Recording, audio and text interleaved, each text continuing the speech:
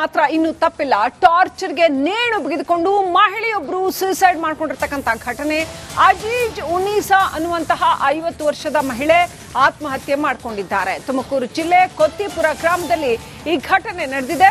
10 finance ಕಂಪನಿಗಳಲ್ಲಿ 12 ಲಕ್ಷ ರೂಪಾಯಿ ಸಾಲ ಪಡೆದಿದ್ರು ಈ ಮಹಿಳೆ. ಹೆಣ್ಣು ಮಕ್ಕಳ ಮದುವೆಗೆ ಸಾಲ ಮಾಡಿದ್ರಂತೆ ಅಜೀಜ್ ಉನ್ನೀಸಾ. ಸಾಲಗಾರರ ಕಾಟ ತಾಳಲಾರದೆ, ಕಿರುಕುಳ ತಾಳಲಾರದೆ ಆತ್ಮಹತ್ಯೆಗೆ ಶರಣಾಗಿದ್ದಾರೆ. 50 ವರ್ಷದ ಅಜೀಜ್ ಉನ್ನೀಸಾ ನೇಣು ಬಿಗಿದುಕೊಂಡು ಆತ್ಮಹತ್ಯೆ ಮಾಡಿಕೊಂಡಿದ್ದಾರೆ. ಬೇರೆ ಬೇರೆ ಕಡೆ 10 ಫೈನಾನ್ಸ್ ಕಂಪನಿಗಳಲ್ಲಿ 12 ಲಕ್ಷ ಸಾಲ ಮಾಡಿದ್ರಂತೆ.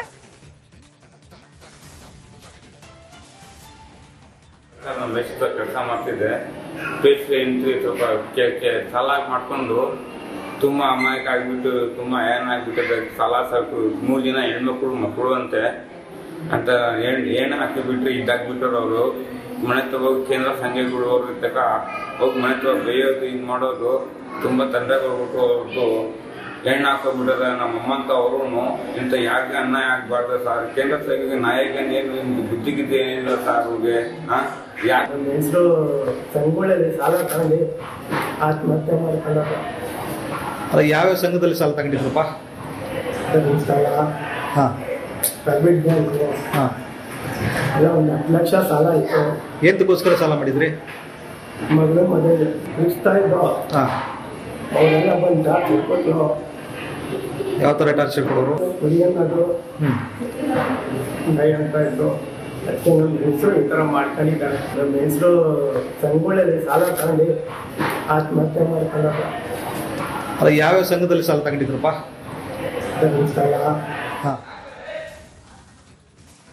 ಈ ವಿಚಾರವಾಗಿ ಇನ್ನಷ್ಟು ಮಾಹಿತಿ ಪಡ್ಕೊಳ್ಳೋಣ. ನಮ್ಮ ತುಮಕೂರು ಪ್ರತಿನಿಧಿ ಜಗದೀಶ್ ಲೈವ್ ಕನೆಕ್ಟ್ ಆಗಿದ್ದಾರೆ. ಜಗದೀಶ್, 2 ಆತ್ಮಹತ್ಯೆಗಳು ನಡೆದಿರ್ತಕ್ಕಂಥದ್ದು. ನಿಜಕ್ಕೂ ಸರ್ಕಾರ ಇಷ್ಟೆಲ್ಲ ಕ್ರಮಗಳನ್ನ ತರ್ತಾ ಇದ್ರು, ಸುಗ್ರೀವಾಜ್ಞೆ ತಂದ್ರು ಕೂಡ ಅದನ್ನ ಜಾರಿಯಲ್ಲಿ ಇನ್ನೂ ಕೂಡ ವಿಳಂಬದ ಹಿನ್ನೆಲೆಯಲ್ಲಿ ಹೀಗಾಗ್ತಾ ಇದೆಯಾ? ಯಾಕೆ ಹೀಗಾಗ್ತಾ ಇದೆ?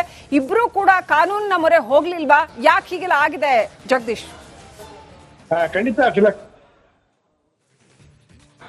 ಕೂಡ ಹೇಳ್ಬೋದು. ಯಾಕಂತ ಹೇಳಿದ್ರೆ ರಾಜ್ಯ ಸರ್ಕಾರ ಈ ಒಂದು ಮೈಕ್ರೋ ಫೈನಾನ್ಸ್ ಗಳ ಹಾವಳಿ ಆಗಿರ್ಬೋದು ಮತ್ತೆ ಮೀಟರ್ ಬಡ್ಡಿ ಈ ರೀತಿಯಾಗಿ ಯಾರು ಸಾಲವನ್ನು ಕೊಟ್ಟು ಆ ಜನರಿಗೆ ಕಿರುಕುಳ ಕೊಡ್ತಾರೆ ಅಂತವರ ವಿರುದ್ಧ ಒಂದು ಸುಗ್ರೀವಾಜ್ಞೆಯನ್ನ ಜಾರಿ ತಂದು ಈಗ ಅದಕ್ಕೊಂದು ಕ್ರಮವನ್ನು ಕೂಡ ಕೈಗೊಳ್ಳಬೇಕು ಅಂತ ಹೇಳಿ ಈಗ ಮುಂದಾಗಿರ್ತಕ್ಕಂಥದ್ದು. ಇದಾದ್ರೂ ಕೂಡ ಇಲ್ಲೆಲ್ಲೋ ಒಂದ್ ಕಡೆ ಮೈಕ್ರೋ ಫೈನಾನ್ಸ್ ಅವರ ಒಂದು ಕಿರುಕುಳ ಆಗಿರ್ಬೋದು ಮತ್ತೆ ಮೀಟರ್ ಬಡ್ಡಿ ದಂಧೆಕೋರಿದ್ದಾರೆ ಅವರು ಇನ್ನೂ ಕೂಡ ಕಮ್ಮಿ ಆಗಿಲ್ಲ ಅಂತಾನೆ ಕೂಡ ಹೇಳ್ಬೋದು. ಯಾಕೆಂತಂದ್ರೆ ಅವರಿಂದ ಮರಣದಂತವರು ಇನ್ನು ಸಾಕಷ್ಟು ಜನ ಕೂಡ ಈಗ ಆತ್ಮಹತ್ಯೆಗೆ ಶರಣಾಗುವಂತ ಕೆಲಸ ಕೂಡ ಇನ್ನು ನಡೀತಾ ಇರುವಂತದ್ದು ರಾಜ್ಯಾದ್ಯಂತ.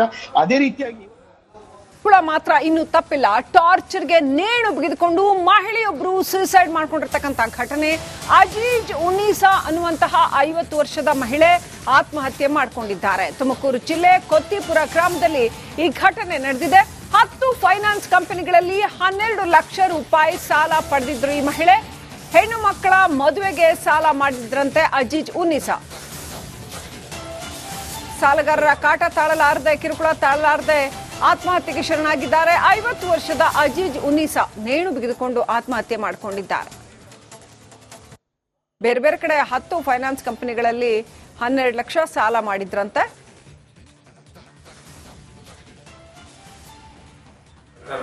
ಕೆಲಸ ಮಾಡ್ತಿದ್ದೆ.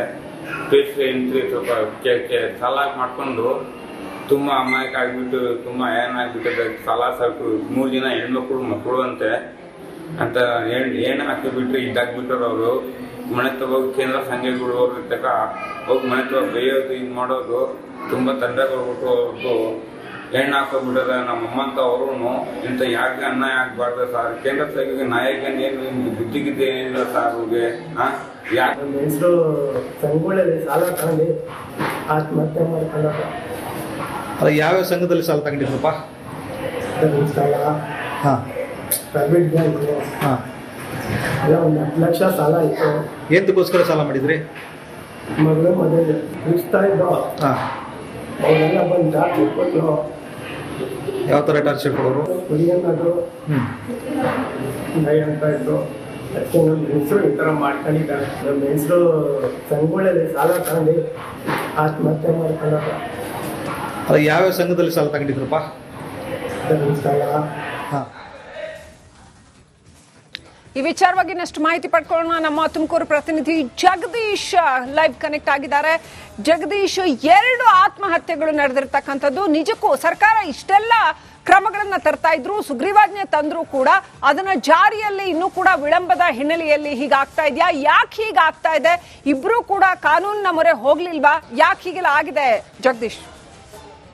ಖಂಡಿತ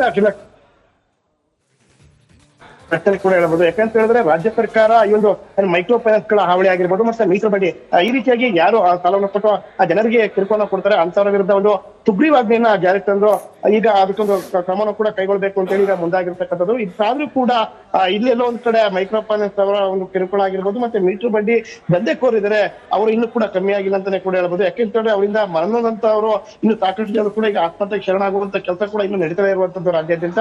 ಅದೇ ರೀತಿಯಾಗಿ ಮಾತ್ರ ಇನ್ನು ತಪ್ಪಿಲ್ಲ. ಟಾರ್ಚರ್ಗೆ ನೇಣು ಬಿಗಿದುಕೊಂಡು ಮಹಿಳೆಯೊಬ್ಬರು ಸೂಸೈಡ್ ಮಾಡ್ಕೊಂಡಿರ್ತಕ್ಕಂಥ ಘಟನೆ.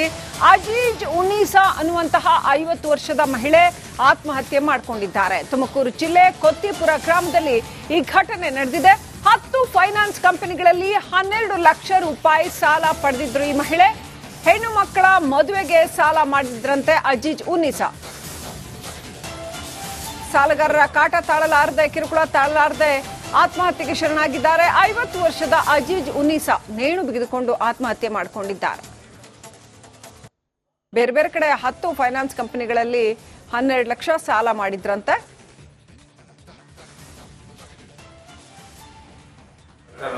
ಕೆಲಸ ಮಾಡ್ತಿದ್ದೆ. ಫೀಸ್ ಎಂಟ್ರಿ ಸ್ವಲ್ಪ ಸಾಲ ಮಾಡ್ಕೊಂಡು ತುಂಬಾ ಅಮಾಯಕ ಆಗ್ಬಿಟ್ಟು ತುಂಬಾ ಏನಾಗ್ಬಿಟ್ಟಿದೆ. ಸಾಲ ಸ್ವಲ್ಪ 3 ಜನ ಹೆಣ್ಮಕ್ಳು ಅಂತೆ ಅಂತ ಏನ್ ಹಾಕಿಬಿಟ್ರು ಇದಾಗ್ಬಿಟ್ಟರು. ಅವರು ಮನೆ ಹೋಗಿ ಕೇಂದ್ರ ಸಂಘಗಳು ತಕ ಹೋಗಿ ಮನೆ ಬೇಯೋದು ಇದು ಮಾಡೋದು ತುಂಬಾ ತೊಂದರೆ ಬರ್ಬಿಟ್ಟು ಅವ್ರದ್ದು ಹೆಣ್ಣು ಹಾಕೋಬಿಟ್ಟಾರೆ. ನಮ್ಮಮ್ಮ ಅಂತ ಅವರು ಇಂಥ ಯಾಕೆ ಅನ್ಯಾಯ ಆಗ್ಬಾರ್ದು ಸರ್. ಕೇಂದ್ರ ಸಂಘಕ್ಕೆ ನಾಯಕನೇನು ಬುದ್ಧಿಗಿದ್ದೆ ಏನಿಲ್ಲ ಸರ್ ಅವ್ರಿಗೆ. ಯಾಕೆ ಹೆಸರು ಸಂಘಗಳಲ್ಲಿ ಸಾಲ ತಗೊಂಡು ಆತ್ಮಹತ್ಯೆ ಮಾಡ್ಕೊಳ್ಳೋದು. ಅಲ್ಲ, ಯಾವ್ಯಾವ ಸಂಘದಲ್ಲಿ ಸಾಲ ತಗೊಂಡಿದ್ರಪ್ಪ? ಹಾಂ, ಪ್ರೈವೇಟ್ ಬ್ಯಾಂಕ್ ಹಾಂ, ಎಲ್ಲ 1 ಲಕ್ಷ ಸಾಲ ಇತ್ತು. ಎಂತಕ್ಕೋಸ್ಕರ ಸಾಲ ಮಾಡಿದ್ರಿ? ಮದುವೆ ಇಸ್ತಾ ಇದ್ದೋ ಹಾಂ.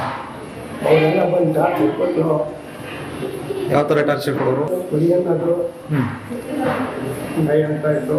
ಅದಕ್ಕೆ ನಮ್ಮ ಹೆಸರು ಈ ಥರ ಮಾಡ್ಕೊಂಡಿದ್ದಾರೆ. ನಮ್ಮ ಹೆಸರು ಸಂಘಗಳಲ್ಲಿ ಸಾಲ ತಗೊಂಡು ಆತ್ಮಹತ್ಯೆ ಮಾಡ್ಕೊಳ್ಳೋದು. ಅಲ್ಲ, ಯಾವ್ಯಾವ ಸಂಘದಲ್ಲಿ ಸಾಲ ತಗೊಂಡಿದ್ರಪ್ಪ?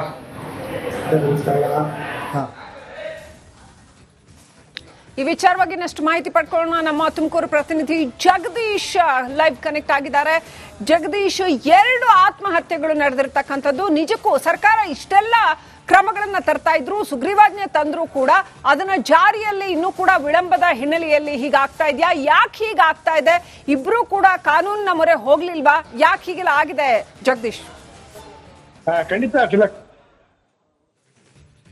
ಪ್ರಶ್ನೆ ಕೂಡ ಹೇಳ್ಬೋದು. ಯಾಕಂತ ಹೇಳಿದ್ರೆ ರಾಜ್ಯ ಸರ್ಕಾರ ಈ ಒಂದು ಮೈಕ್ರೋ ಫೈನಾನ್ಸ್ ಗಳ ಹಾವಳಿ ಆಗಿರ್ಬೋದು ಮತ್ತೆ ಮೀಟರ್ ಬಡ್ಡಿ ಈ ರೀತಿಯಾಗಿ ಯಾರು ಸಾಲವನ್ನು ಕೊಟ್ಟು ಆ ಜನರಿಗೆ ಕಿರುಕುಳ ಕೊಡ್ತಾರೆ ಅಂತವರ ವಿರುದ್ಧ ಒಂದು ಸುಗ್ರೀವಾಜ್ಞೆಯನ್ನ ಜಾರಿಗೆ ತಂದು ಈಗ ಅದಕ್ಕೊಂದು ಕ್ರಮವನ್ನು ಕೂಡ ಕೈಗೊಳ್ಬೇಕು ಅಂತ ಹೇಳಿ ಈಗ ಮುಂದಾಗಿರ್ತಕ್ಕಂಥದ್ದು. ಇದಾದ್ರೂ ಕೂಡ ಇಲ್ಲೆಲ್ಲೋ ಒಂದ್ ಕಡೆ ಮೈಕ್ರೋ ಫೈನಾನ್ಸ್ ಅವರ ಒಂದು ಕಿರುಕುಳ ಆಗಿರ್ಬೋದು ಮತ್ತೆ ಮೀಟರ್ ಬಡ್ಡಿ ದಂಧೆಕೋರಿದ್ದಾರೆ ಅವರು ಇನ್ನೂ ಕೂಡ ಕಮ್ಮಿ ಆಗಿಲ್ಲ ಅಂತಾನೆ ಕೂಡ ಹೇಳ್ಬೋದು. ಯಾಕೆಂತಂದ್ರೆ ಅವರಿಂದ ಮರಣದಂತವರು ಇನ್ನು ಸಾಕಷ್ಟು ಜನರು ಕೂಡ ಈಗ ಆತ್ಮಹತ್ಯೆಗೆ ಶರಣಾಗುವಂತ ಕೆಲಸ ಕೂಡ ಇನ್ನು ನಡೀತಾ ಇರುವಂತದ್ದು ರಾಜ್ಯಾದ್ಯಂತ.